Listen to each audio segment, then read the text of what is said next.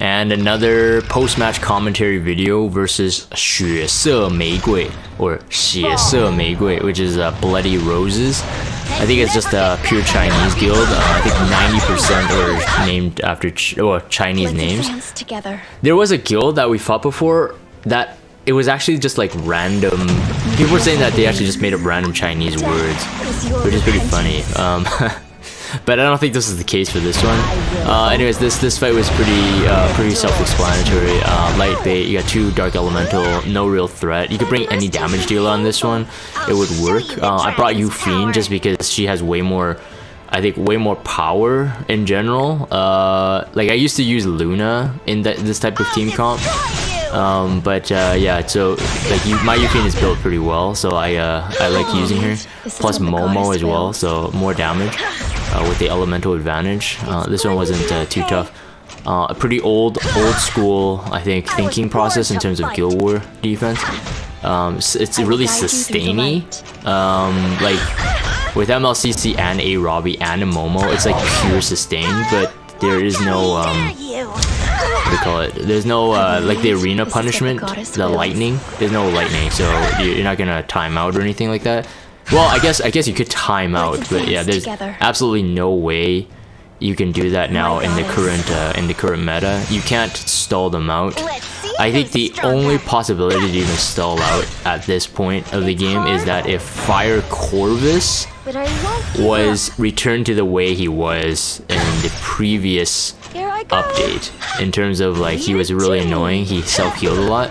That was like probably the only way, and you would have to force the opposing team to bring something else, and Dark Corvus is always a thing. So, but yeah, in terms of pure sustain comps, they really don't have a place on Guild War defense, in my opinion. At least right now. I don't know if that would ever change, but I'm pretty sure. Basically, the idea is, anyways, and these post-match commentaries, hopefully, you know, I'm saying stuff that makes sense for maybe newer players watching anyway.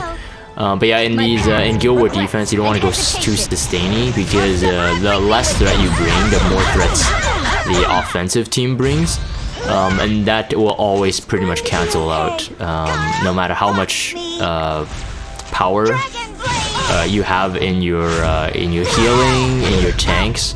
Eventually they'll kill you off, and once they kill off one, it's easy to kill off the others, because you start losing the 3 pillars that are keeping your team alive. You start losing them. So for example, this one, you lose the A Robbie because she had nothing to do in this comp except to be the DPS, and kill her off, and then you only have 2 sustaining characters, which realistically, it doesn't matter which one I killed in this one. Let me take well, killed first rather. Yeah, all this is just biding time, because Momo will not tank a Yufine, especially if what do you call it?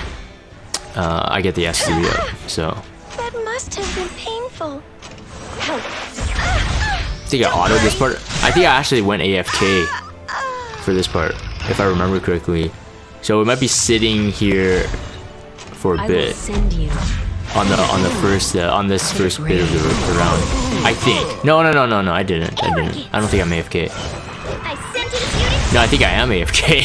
I think I am AFK. Okay, if I'm AFK, I'm going to yeah, I think I'm AFK. Yeah, I'll edit this part out. So yeah, so I was AFK, and I come back and see what actually happened.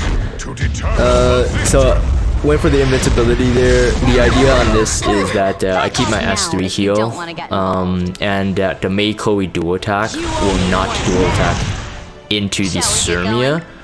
That's very important. I will mention this a lot. I mean, Mei Chloe has a tendency to dual attack. I don't know, she doesn't have that passive or anything, but it's weird. And I was on the off chance that my Eton wasn't the lowest health, so it's good to protect my DPS, because my DPS will be the only way I can win this one. Especially we got a healer on the team and a reviver, so there's no way you can just like grind them down like you can with like an FCC RB Charles comp. I'll save you. So yeah, I needed my nuker to be alive here. This one I screwed up. I think it's because I already used the S2 on Surmia, so I didn't have a heal. But the main threat here was probably Charles. It was Charles coupled with Assassin Kali, of course. The amount of damage that this team has can be very scary. So always have to aim for Charles, kill him off first, and pray for the best.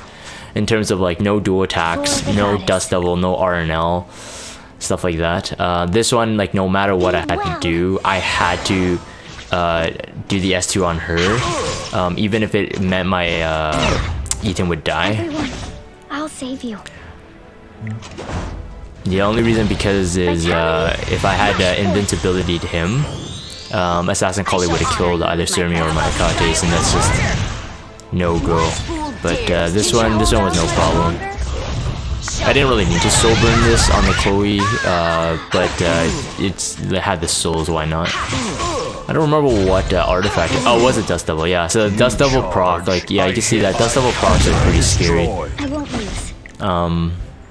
Goddess. Yeah, but my Etienne is pretty beefy. I gotta give him some more upgrades. He's still rocking some blue and a T70 gear. I think his boot is still 70, a T70. My entire fortune on this. He has rooms. He has room for upgrades for sure. But he's so good. He's so good. Anyone who doesn't have him built, they should definitely build him. Strong one wins. All right, that one is that fight there. It's the second fight. Charles MLCC SSB comp. Very, very overdone. At this point of the game, I think everybody has some way to deal with them. The only thing is that people are definitely still keeping this comp. But they're throwing in different speeds, different HPs and defenses. Like some people are going really tanky Charles, really tanky SSB. Popular teams are like Oxlot's Reviver, usually Ruel with a Ufine.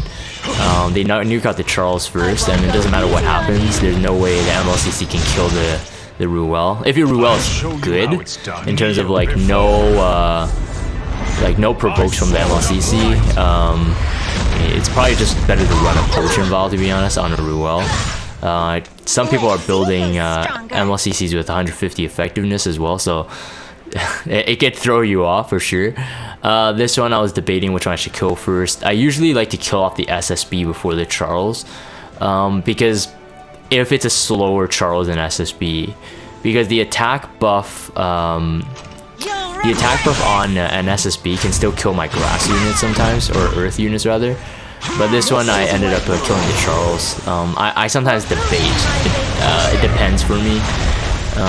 Because generally my Alina should be able to tank a Charles at least one to two hits once she's free, of course, and Charles will only go for Alina. SSB will only go for Alina, so I kind of like this comp, but you have to be speed tuned right, and they have to be like perfect for your team as well. The idea behind this is, of course, there's it doesn't matter how fast the MLCC is. There's two ways to break the skill null. One with Alina, the second one with Charles' attack buff, and the main damage dealer here is actually Ufine. So Charles is actually there to break the skill null with the attack buff. Otherwise, Charles is nice to have. I mean, Charles is a DPS, but in this fight, I generally use Ufine as my primary DPS. Charles is nice to have when he procs the Elbrus, you know, when he does all his Charles things. But I tend to have really bad luck going offensively. Even though there's SSB, there's Charles, getting an Elbrus proc, I don't know why. But Elbrus always procs when you're on a defense Charles. This one has similar concept to the Mei Chloe. The ML Ken and Assassin Kali really does feed SSB. Assassin Kali's high speed, and I generally don't mind it. So for this one, instead of a C Armin, bring an F Maya. Like I said, F Maya is better with Assassin Kali. Assassin Kali, if a C Armin is an invincibility, Assassin Kali does the Dust Devil. Does the... Oh, I had Guiding Light on this one. Lol, I forgot to swap it. Yeah, it was me running an SSB with guiding light on defense. That's why I forgot to swap it. I was born to I was lucky this Ruel had low resistance though. It wasn't super high. It was a dust double assassin collie. Yeah, so if you're CRman and you have invincibility on and your ice units are exposed, and assassin collie gets a turn and dust doubles, you're gonna die.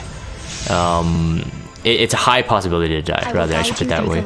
But with F Maya, that's always good there. I don't think my F Maya was on anything except like a proof, maybe.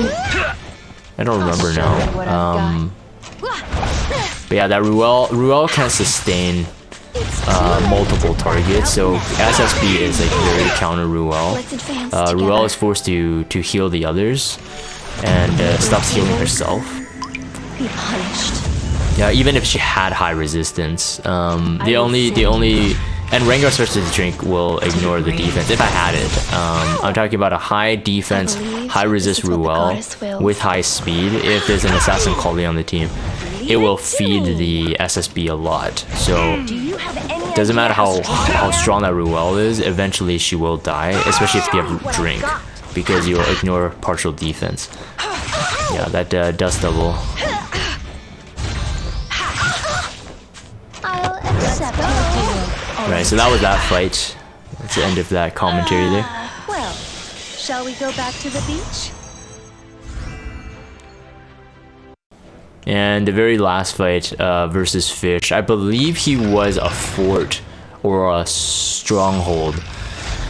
I think it was a stronghold. I don't remember again. Like this post-match commentary coming much later than the actual guild war. I'm debating whether or not I should put these on anymore if it's not a top guild onto YouTube. But I think for the time being I will. I know there are a lot of you guys actually watching just to see what happens, and of course the ints. When I int, they're pretty funny. So, but less funny when it's post-match commentary because you can't really hear my real reaction. So I kind of get it, but apologies for all of these because schedules have changed and the way we're doing war has also changed. So sometimes I can do it live, sometimes I can't. Again, same commentary for this one. The SSB is there, is slowish, but no attack buff. I'm getting tired of you. Bye bye. Oh, I think on the previous commentary I was saying that I sometimes kill SSB first. I kill SSB first when Charles already gets an attack buff on her. That's what I wanted to say. SSB, you don't want to risk that 50% RNG. Look at this. Like if she had an attack buff and I didn't kill her off, my Yufine would have been dead. My Charles may have died. Children of the stars and keep in mind that I have been she has missed me. So yes, generally in this team comp and my offensive comp, if SSB has an attack buff from Charles, I kill her off immediately. Yeah, this one was pretty close. This one was pretty close. The unhealable, unbuffable. And the idea is because yes, once Alina gets her turn, Charles will go for her. And Alina to me is not the win condition. She was only the win condition for the first turn, but she's not the win condition. So I needed my DPS alive.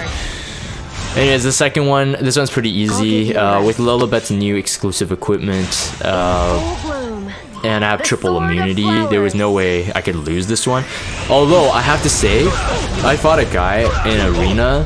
It scared me. It ran a team sort of like this. I'm like, oh, easy. Assyria Tamarind kill out the RB, no threat.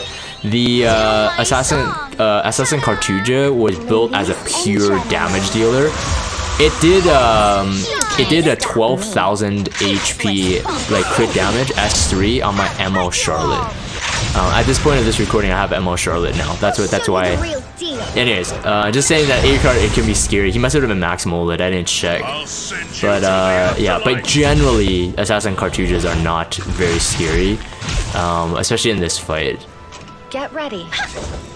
Yeah, once you have Lilibet's exclusive equipment with the S3 one, so get the 20% hit chance. And then you pair with an oath key. Yeah, you can't dodge Lilibet anymore. So this one was a Lilibet food for sure. I'll make a nice cut. Snip, snip. Yeah, I like my Lilibet. Put her on immunity after multiple I'm scared. multiple iterations of her build, I realized she needed immunity in case I needed to Get fight ready. against like a Lilius or something like that. You just don't know. Having immunity is always a really safe thing On to my have. word. You disgusting punks. You will you all. Although I should max mola her S3. Mine is at +4 out of 5 right now. I should max mola it. That just reminded me of it. Sometimes I feel like I lack that damage, but I should max it. I think it's like 15 more damage. Yeah, it was a stronghold. I didn't remember. Anyways, so that was it. Yggy versus 血色玫瑰. So bloody roses. So I'm gonna end this here for the video recording. If you guys have Discord, check out the Discord server. Follow me on Twitter. Subscribe to YouTube if you haven't. As always, thank you guys for watching, and I will see you guys on the next GVG video.